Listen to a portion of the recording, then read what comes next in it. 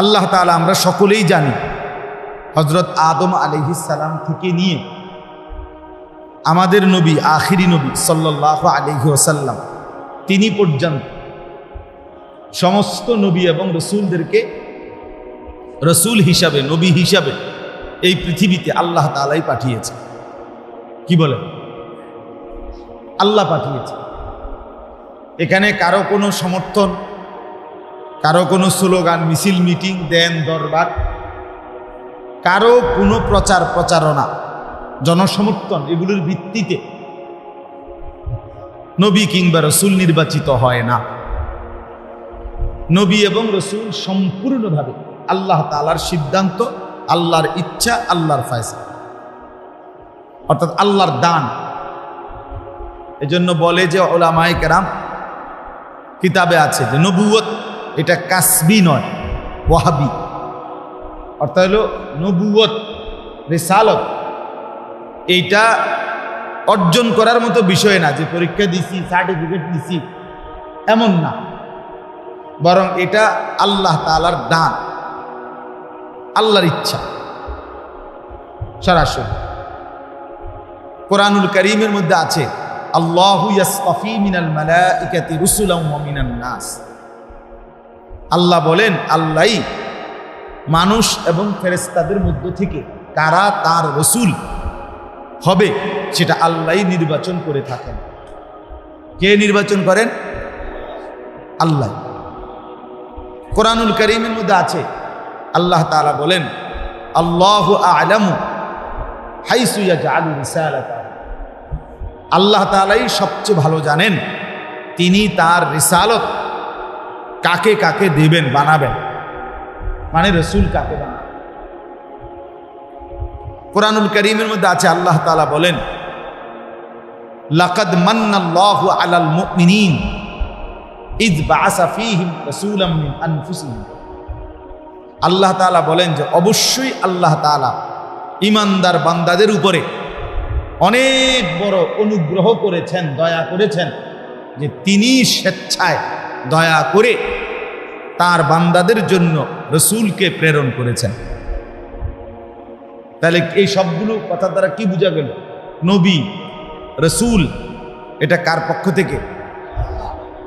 এখানে কারো, আমাদের ব্যক্তিগত কারো কোনো সমর্থন বা প্রত্যাখ্যান এগুলো কোনো বিষয় না। সমস্ত নবী এবং রসুলকে আল্লাহ তাআলাই সিদ্ধান্ত দিয়েছেন, ফয়সালা দিয়েছেন। আল্লাহ না না এটা এত বড়, এটা তোমার কষ্ট, যাও লাগবে না, যেমন আছে আল্লাহ তাআলাই তাদেরকে এই পৃথিবীতে প্রেরণ করেছে।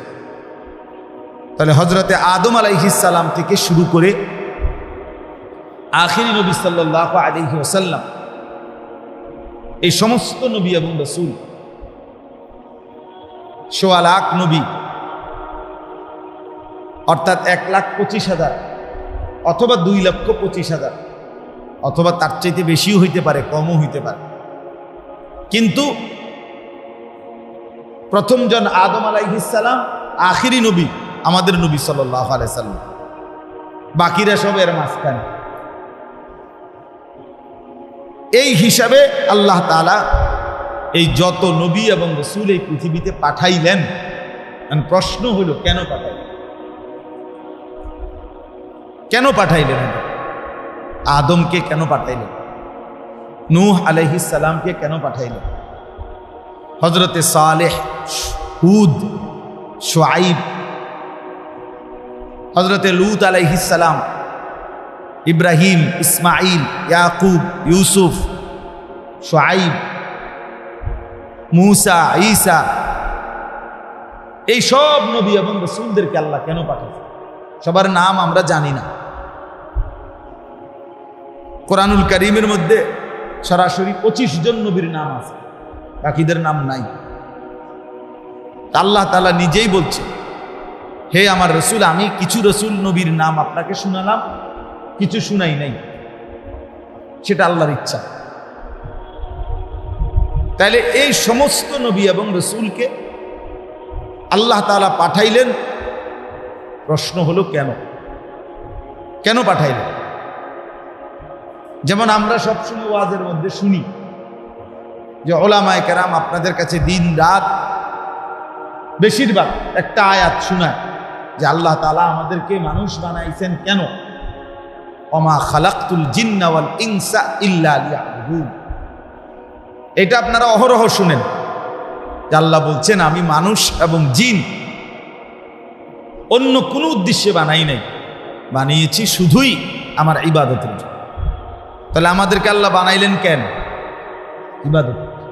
তাহলে এটা যেমন একটা উত্তর হইল যে আমাদেরকে মানুষকে আল্লাহ তাআলা কেন বানাইলেন, তো উত্তর হইল লিয়াবুদুন, ইবাদতের জন্য। ঠিক এই প্রশ্নটাই যদি নবী এবং রাসূলদের ব্যাপারেও আমরা করি যে আল্লাহ তাআলা আদম থেকে মুহাম্মদ সাল্লাল্লাহু আলাইহি ওয়াসাল্লাম এই নবী এবং রাসূলদেরকে কেন পাঠাইলেন, তো উত্তর এটা আল্লাহ তাআলা এই আয়াতের মধ্যে দিয়েছে। এই 64 নম্বর আয়াত, এই আয়াতের মধ্যে আল্লাহ তাআলা এই উত্তরটা দিয়েছে যে আমি রাসূল যতজন আদম থেকে আখিরি কেন পাঠাইছি।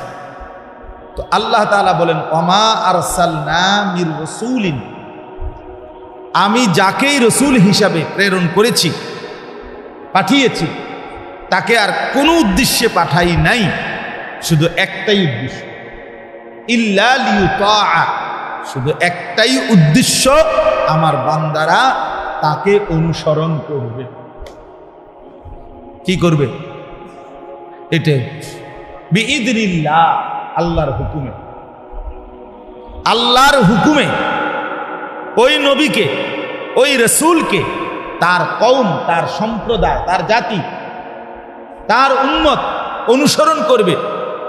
এই জন্যই আমি আল্লাহ তাআলা প্রত্যেক নবী এবং রসুলকে প্রেরণ করেছি। তাহলে দেখেন, আরবিতে আমরা মাদ্রাসায় পড়ছি নফি ইস্তেসনা, হসর বুঝায়, সীমাবদ্ধ বুঝায় যে এটাই শুধু কথা। এখানে একটা শব্দ আছে ওয়ামা, মা, এই মা শব্দটার অর্থ না বোধক। আল্লাহ বলেন আমি একজনকেও রাসূল হিসাবে পাঠাই নাই অন্য উদ্দেশ্যে। ইল্লা, এই শব্দটা তো বুঝাইছেন যে শুধু একটাই উদ্দেশ্য, লিয়ুতাআ, আমার বান্দারা তাকে অনুসরণ করে। তাইলে রসুলের সাথে, নবীর সাথে আমাদের সম্পর্কের একটাই বন্ধন যে আমরা তাকে অনুসরণ করি। আমরা তাকে কি করব? ওই যে বললাম, যেমন আল্লাহ তাআলা বলছেন আমি মানুষকে অন্য কোনো উদ্দেশ্যে বানাই নাই, বানাইছি শুধু একটাই উদ্দেশ্যে, ইবাদত। শুধু একটাই উদ্দেশ্যে, কি? ইবাদত। অন্য কোনো উদ্দেশ্যে সে মানুষ না। সে যদি মানুষ হয় তো উদ্দেশ্য একটাই, কি করবে সে? গোলাম। আমি এই জন্য সবসময় বলি, আমার বহু ওয়াজে আপনি শুনে দেখবেন, আমি সব সময় বলি যে নামাজ পড়ে না, যে সেজদা দেয় না, তে কোনো মানুষের। এই সমস্ত আপনাদের ঘর বাড়িতে যে সমস্ত ছেলে পেলে নামাজ পড়ে না, এই অপদার্থ, এটা প্লাস্টিকও না, মানুষও না, ফায়জামাও না, এটা কিচ্ছু না। এটা একটা জন্তু জানোয়ার ছাড়া আর কিচ্ছু, হাইওয়ান। এই জন্য এটার কোনো ফুগ নাই, পশ্চিম নাই, উত্তর নাই। খারাইয়া মুতলো লজ্জা নাই, বইয়া মুতলো শরম নাই। যখন যেরুম মন চায়, কখনো মুইতা ফানি লয়, কখনো ফানি লয় না, কখনো টয়লেট পেপার ব্যবহার করে না। কেউ দেখলেও শরম লাগে না, কেউ না দেখলেও শরম লাগে না। মানুষে কিছু মনে করব নি, কিন্তু মানুষে মনে করতে করতে মূল কারণ হলো বেনামাজ। নামাজ মানুষকে না পড়লে, সেজদা না দিলে মানুষ বেহায়া হয়, নির্লজ্জ হয়, একেবারে নিম্ন রুচি, নিকৃষ্ট রুচি হয়। তার ভিতরে তখন আর পাপ, পবিত্র, পরিচ্ছন্নতা, পবিত্রতা, সৌন্দর্য থাকে না। পাগল যে, প্রতিবন্ধী যে, সে পেশাব পায়খানাও অনেক সময় হাত দিয়ে না রাখে, সে তো বুঝে না।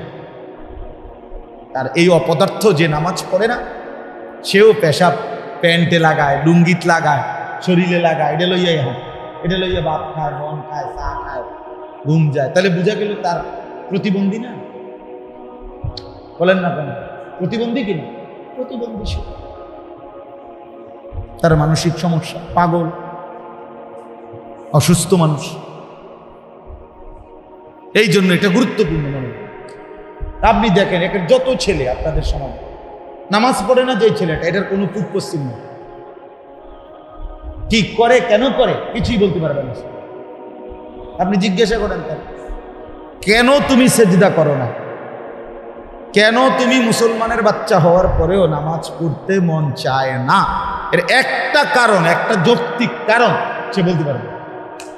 কোনো কারণ না, কোনো যুক্তি, কোনো যুক্তি। এমনি তাহলে এমনিতে পড়ে না, নিজে নিজে হাঁটে, নিজে নিজে খায়, নিজে নিজে হাসে, যখন যা মন চায়। ঘুমাইতে লইছে তো আর হঠাৎ ওঠে না, আবার ঘুম যায় না তো আর ঘুম যায় না, মানে যেটা যখন মন চায়। মোবাইল, ছবি, টেলিভিশন, নাচ গান। ওই দিন আমার একজনে দেখাইল, ইন্ডিয়ায় কোন জায়গায় যেন 7 জন এক ফ্যামিলি, এরা একটা সাগরের না জানি কিসের পানির ঢেউয়ের ওইখানের ভিতরে গিয়ে একটা ছবি উঠাতে লাগবে, গ্রুপ ছবি উঠানোর জন্য গিয়া 7 জনেই কি হয়ে গেছে, ভাইসা গেছে পুরা ফ্যামিলি। মানুষের ছবি তোলার নেশা কোথায় গিয়ে চিন্তা করছেন?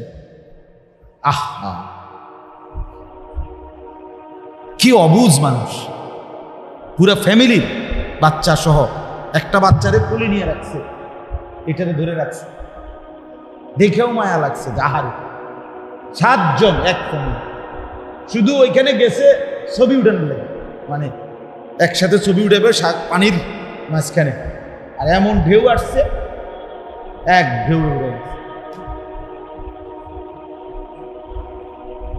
এটা কোনো সুস্থ কথা হইল? এভাবে জীবন দিয়ে দেওয়া, নিজেকে শেষ করে দেওয়ার কি হইল? কোরআনুল কারীমে আছে, আল্লাহ তাআলা বলেন, ওয়ালা তুলকু বিআইদিকুম ইলা তাহলুকা, আমার বান্দা তোমরা নিজেকে নিজে ধ্বংসের দিকে ঠেলে দিও না, নিজেরে নিজে বরবাদ করে ফেলো না। সুস্থ স্বাভাবিক মানুষ নিজেকে নষ্ট করেন। কেউ নিজের হাত নিজের ছুরি দিয়া নিজের ইচ্ছায় স্বজ্ঞানে কাইটা ফেলেন, কেউ ইচ্ছা করে স্বজ্ঞানে স্বেচ্ছায় নিজেকে আগুনের মধ্যে ফেলে দেয়, যদি সে স্বাভাবিক। তাইলে গুনাহ, নাফরমানি, এ নামাজি জিন্দিগি, আল্লাহর নাফরমানি, এটা যে আমার আগুনে ফেলবে, এই কথা তো স্পষ্ট। এটা তো স্পষ্ট। এটা যে বুঝে না, এটা যে মানে না, এটা যে একবারও ভাবে না, সে তো সুস্থ না, স্বাভাবিক না, সে পাগল, সে মাতাল, সে প্রতিবন্ধী, অসুস্থ, অসুস্থ। এই জন্য বললাম, আল্লাহ তাআলা বললেন, আমি মানুষকে বানাইছি আর কোনো উদ্দেশ্য না, শুধু একটাই উদ্দেশ্য, ইবাদত। শুধু একটাই উদ্দেশ্য, কি বলেন না? ইবাদত। যার মধ্যে ইবাদত নাই, এরকম মানুষ। আমি অনেক সময় উদাহরণ দিয়ে বলি,